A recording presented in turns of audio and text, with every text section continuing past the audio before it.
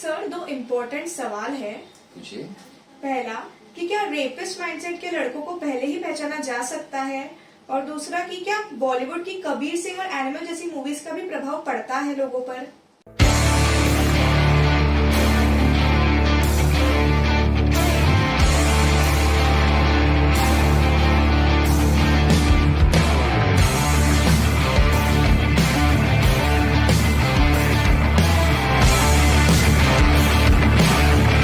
देखिए, एक पहला सवाल लेते हैं कि क्या रेपिस्ट माइंडसेट के लोगों को पहले ही पहचाना जा सकता है क्या। काफी हद तक तो डेफिनेटली पहचाना जा सकता है। और आज मैं कुछ ऐसे रेड फ्लैग ट्रेड्स बताऊंगा, जिसे आप डेंजर सिग्नल्स भी कह सकते हैं, कि ऐसे सिग्नल्स दिखते हैं तो आमतौर पर लड़कियों ने इनसे दूर जाना चाहिए। होता काफी बार उल्टा है कि डेंजर सिग्नल वाले जो लड़के हैं उन्हीं के पास लड़कियां और जाती है, यानी कि आ बैल मुझे मार वाला जनरली होता है। लेकिन ये रेड फ्लैग्स ध्यान रखिएगा, इनसे दूर भागना जरूरी है। Obsessive need to control and dominate. आप कुछ लड़कों में देखोगे उनको पूरा कंट्रोल चाहिए, मतलब इतना ऑब्सेस रहते हो, उनको 100% कंट्रोल चाहिए, 100% डोमिनेशन चाहिए। ये बहुत डेंजरस सिग्नल्स है, क्योंकि अगर कोई चीज उनके कंट्रोल में नहीं आती है तो वो कंट्रोल में लाने के लिए किसी भी हद तक जा सकते हैं। मतलब फिर यहाँ से शुरू होता है, वो ब्लैकमेलिंग शुरू होती है, यहाँ से वो वायलेंस भी शुरू होता है। ये डोमिनेट और कंट्रोल जिनको बहुत ज्यादा चाहिए, इन लड़कों से दूर रहना बहुत जरूरी है, क्योंकि ये बहुत डेंजरस भी हो सकते हैं।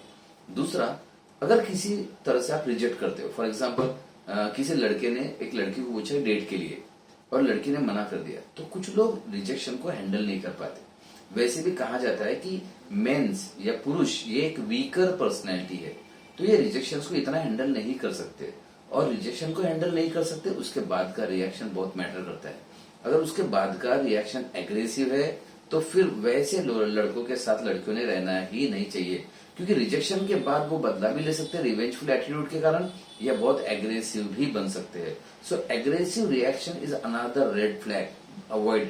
तीसरा पॉइंट, अगर किसी तरह से पास्ट में कोई वायलेंट इंसिडेंट हुआ है, मतलब किसी लड़के ने बहुत ही मतलब अतरंगी तरीके से रिएक्ट किया है कि जो कोई सेंस नहीं बनता, नॉनसेंस वायलेंट अगर बिहेवियर है, तो ऐसे लड़कों से भी कैसे भी करके दूर जाना बहुत अच्छा रहेगा। क्योंकि जो पहले वायलेंट बिहेवियर कर चुका है वो आज भी वायलेंट बिहेव कर सकता है, आगे भी कर सकता है। आपको शायद पता भी ना हो, वो अभी भी आपके लिए, मतलब उन लड़की के लिए कोई वायलेंट बिहेवियर का शायद प्लान भी बना रहा हो। तो बहुत जरूरी है कि इनसे दूर रहा जाए। देन सबसे इंपॉर्टेंट और चौथा पॉइंट है एनिमल क्रुएल्टी। देखिए, the way you do one thing is the way you do everything. अगर कोई एक लड़का एनिमल्स के प्रति क्रूएल है, तो कहा जाता है कि जनरली साइकोलॉजी के अनुसार वो ह्यूमंस के प्रति भी क्रूएल रहेगा। और स्पेशली हम एनिमल्स देखते हैं तो एक सोचते हैं ना, क्यूट लवली सी फीलिंग आती है, तो वो अगर लड़कियों को भी उसी फीलिंग से देखता है, जो कि जनरली देखा जाता है, लड़कियां, girls are cute, they are lovely, they are lovable, तो उसका रिएक्शन भी सेम रहेगा। तो कोई एनिमल के प्रति क्रूएल है तो डेफिनेटली ये ध्यान रखना चाहिए, वो लड़कियों के प्रति भी वैसा ही क्रूएल रह सकता है। Animal cruelty can be the biggest one of the red flags. ऐसे लड़कों से दूर रहिए जो प्राणियों के प्रति एक सहानुभूति नहीं रखते या प्राणी के प्रति क्रूएल्टी रखते हैं। Just avoid them. देन पांचवा important point, objectification of others. कुछ लड़कों का माइंडसेट आपको पहचान में आ जाता है कि इनको लड़कियां मतलब सिर्फ ऑब्जेक्ट ऑफ प्लेजर है। उनकी लड़कियों की फीलिंग्स मैटर नहीं करती, लड़कियों की नीड्स मैटर नहीं करती, लड़कियों की डिजायर्स मैटर नहीं करती, उनकी प्रॉब्लम्स भी मैटर नहीं करती। उनके लिए सिर्फ मैटर क्या करता है कि लड़कियां एक ऑब्जेक्ट ऑफ प्लेजर है, दैट्स इट। तो अगर आपको ऐसा लगता है तो ये लड़कियों से दूर रहना चाहिए, बिकॉज जिस दिन वो प्लेजर नहीं मिलेगा they will hurt you very badly, and they can absolutely turn violent, और फिर वो रेपिस्ट एंड फिर बाकी सारी चीजें हो सकती है। Avoid this kind of boys. Then इसके बाद इंपॉर्टेंट जो आता है कि जिसके मन में एम्पैथी नहीं है। देखिए, एम्पैथी मुझे लगता है कि वो ऐसी क्वालिटी है जो इंसान को इंसान बनाती है। मतलब हम जब किसी और के लिए सोचते हैं, किसी और के शूज में जाके सोचना जिसे कहते हैं ना, that is empathy. If somebody can understand some others views, उसके शूज में जाकर समझ सकता है, तो उसकी भावनाओं को समझ रहा है, तो ठीक है। अगर नहीं है, अगेन रेड फ्लैग, दूर रहना चाहिए। देन ये सबसे फेमस सिंपल चीज है, ब्लेमिंग एटीट्यूड। कुछ लड़कों को blame blame blame blame blame की आदत होती है। वो हर बार में उस लड़की को ब्लेम करेंगे कभी अपने माता पिता को ब्लेम करेंगे और कभी किसी न किसी रिलेटिव को ब्लेम करेंगे। सोचो, अगर कोई लड़का अपने माता पिता को ब्लेम कर रहा है, वो उस माँ का नहीं हुआ जिसने उसे पैदा किया है, तो आपका क्या होगा?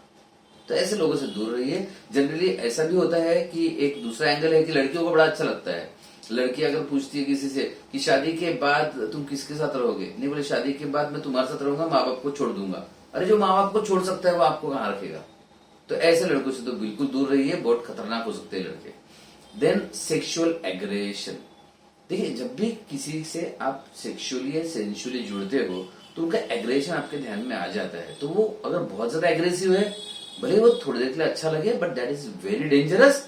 दूर हो जाना चाहिए ऐसे लोगों से। Sexual aggression can be the very dangerous sign. And sexual aggression dangerous इसलिए है कि ये पहले ही तो वायलेंट है, सेक्सुअल एग्रेशन है, और अगर इसे रिजेक्शन मिला तो इट कैन टर्न वायलेंट। और फिर ये जो लोग हैं ये बहुत खतरनाक होते हैं। ये फिर रेपिस्ट की कैटेगरी में ज्यादा आते हैं।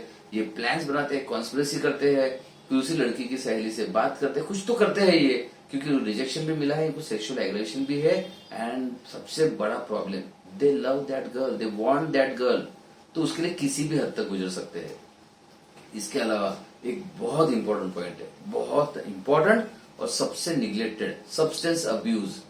अगर कोई लड़का ज्यादा alcohol, smoking, weed, drugs, cannabis, किसी भी तरह के शौक में है, आजकल लड़के ट्रेंड में है ये, they are known as cool guys. मतलब मुझे काफी बार ये फेस करना पड़ा है कि लोग कहते हैं कि यार तू कुछ नहीं लेता, मतलब क्या लाइफ का। तो ये जो लोग होते हैं ना, ड्यूड काइंड ऑफ, बड़े खतरनाक होते हैं। सब्सटेंस अब्यूज ले रहे हैं, अगर ड्रग्स ले रहे हैं, अगर अल्कोहल ले रहे हैं, या थोड़ा बहुत लेना की बात नहीं कर रहा हूं, सोशल ड्रिंकिंग की बात नहीं कर रहा हूं, लेकिन अगर ज्यादा मात्रा में लेते हैं, पैशनेट लेते हैं, एक्सेसिवली लेते हैं, अवॉइड देम। अवॉइड मतलब स्ट्रिक्टली अवॉइड देम। इसके बाद देखो, जेलसी। जेलसी एक ऐसा फैक्टर है जो आमतौर पर देखा जाता है कि लड़कियों में कॉमन है। अब जेलसी लड़कियों में कॉमन है, ठीक है, लेकिन अगर किसी लड़के में देखा जाए तो ये डेंजरस भी हो सकती है। अब ऐसा नहीं कि लड़कियों में डेंजरस नहीं हो सकती, बट लड़कों में intense jealousy is far more dangerous than लड़कियों में। सो अगर इंटेंस जेलसी है और उसके साथ में पॉजेसिवनेस है, अगेन ये पॉजेसिवनेस भी अगेन बहुत अच्छा लगता है लड़कियों को, my boyfriend is so possessive. अरे भाई देख लो पहले, अगर वो एग्रेसिव है, वायलेंट है, पॉजेसिव है एंड सेक्सुअल एग्रेशन है, ये परफेक्ट रेसिपी है एक रेपिस्ट माइंडसेट की। ऐसा है तो दूर भाग जाना चाहिए। तो ये सारे रेड फ्लैग्स बताना बहुत जरूरी है, ज्यादा से ज्यादा लोगों तक पहुंचना भी बहुत जरूरी है। So finally it was a great question. Second जो सवाल था कि जो बॉलीवुड मूवीज है, कबीर सिंह, एनिमल, क्या इन मूवीज का भी प्रभाव पड़ता है? 100% पड़ता है। और बहुत दुख की बात है कि आजकल हम देखते हैं यही मूवी सुपरहिट होती है। अच्छी हल्की फुल्की फैमिली कॉमेडी मूवी आ जाए तो वो तो अपना खर्चा भी ना निकाल पाए। तो अच्छी मूवीज, फैमिली मूवीज, अच्छे हीरो को पोर्ट्रे करने वाला, अच्छा कैरेक्टर पोर्ट्रे करने वाला, ये मूवी चलती ही नहीं है। अब कबीर सिंह इतना डेंजरसली अब्यूज पर्सनैलिटी पोर्ट्रे की है शाहिद कपूर ने, इट इज वेरी डेंजरस। मतलब लड़कियों को बड़ा पसंद आएगा, अरे कबीर सिंह जैसा है मेरा बॉयफ्रेंड। अरे कबीर सिंह वो मूवी थी, अदरवाइज शायद वो रेप भी कर देता। That was a perfect mindset for a rapist kind of behaviour. बिल्कुल बहुत डेंजरस माइंडसेट था। अगेन एनिमल में भी वुमेन को सिर्फ ऑब्जेक्टिफाई किया गया है। And I don't believe in such a society और सच अ माइंडसेट जब वुमेन को सिर्फ ऑब्जेक्टिव किया जाता है, because I believe women make this society beautiful, they contribute to society. In fact जो मेन्स है ना, वो आते ही वुमेन से है। सो वो मेन को जन्म भी देती है, उसकी केयर भी करती है, उसको प्यार भी करती है, उसको सब कुछ दे सकती है। तो सोसाइटी में मूवीज ऐसी बनना चाहिए जो उनकी केयर भी करती हो। इस तरह की मूवीज बहुत डेंजरस है। मुझे लगता है कि इनको थोड़ा बैन कर देना चाहिए या बनाना ही नहीं चाहिए, या तो ये लोग तो बनाते रहेंगे। सोसाइटी ने थोड़ी सी अपने दिमाग की बत्ती जलाना चाहिए और अच्छी मूवीज को देखना चाहिए। क्योंकि मैं प्रोड्यूसर डायरेक्टर ये नहीं बोल सकता कि आप अच्छी मूवीज बनाओ, वो बोलेंगे अच्छी मूवीज देखता कौन है। तो जनता जो है, लोग जो है, उन्होंने भी जिम्मेदारी उठाना चाहिए कि अच्छी मूवीज देखे। अच्छी मूवीज देखेंगे, बच्चों पे अच्छे संस्कार पड़ेंगे। बच्चों पे अच्छे संस्कार अगर पड़ेंगे तो ये चीजें अपने आप कम हो जाएगी। So great question, thank you.